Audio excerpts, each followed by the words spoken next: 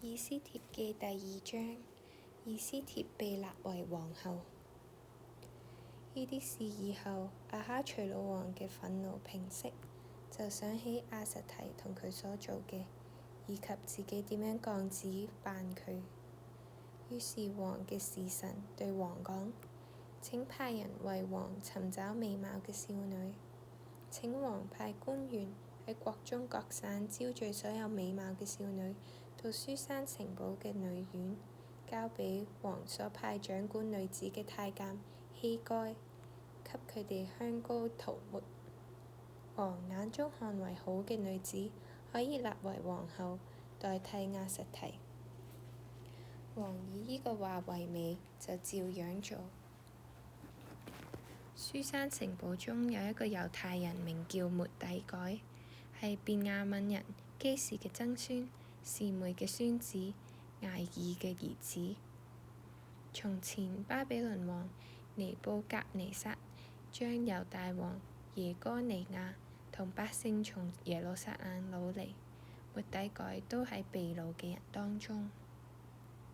末底改撫養佢叔叔嘅女兒哈大沙，就係以斯帖，因為佢冇父母。呢個女子容貌美麗，佢父母死咗，末底改收佢為自己嘅女兒。王嘅諭旨同命令傳出之後，許多女子被招聚到書珊城堡，交俾掌管女子嘅希該。以斯帖都被送入皇宮，交俾希該。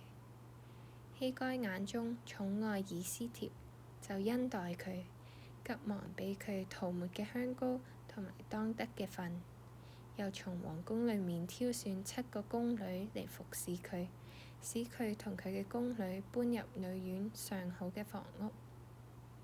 以斯帖未曾將自己嘅籍貫宗族話俾人知，因為末底改囑咐佢唔可以叫人知道。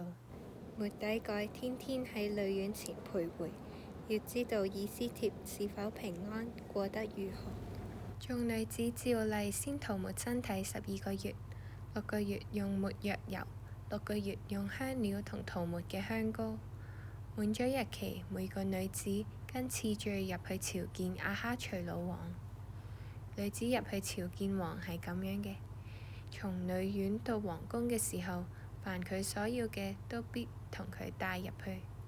晚上佢入去，第2日返到另一個女院，交俾掌管妃嬪嘅太監沙格。除非王喜愛佢，再提名召佢，佢就唔再入去見王。末底改嘅叔叔亞比孩嘅女兒，就係末底改收為自己女兒嘅以斯帖，按次序要入去朝見王嘅時候，除咗掌管女子嘅太監希該所分派俾佢嘅，佢別無所求。凡看見以斯帖嘅都喜歡佢。亞哈隨魯王第7年10月，就係提別月，以斯帖被引入宮中朝見王。王愛以斯帖過於眾女子，佢喺王面前蒙寵愛勝過眾少女。王將皇后嘅冠冕戴喺佢頭上，立佢為皇后，代替亞實提。王為所有嘅官長同臣僕擺設大筵席，稱為以斯帖嘅筵席，又豁免各省嘅租稅，並照王嘅厚意大頒賞賜。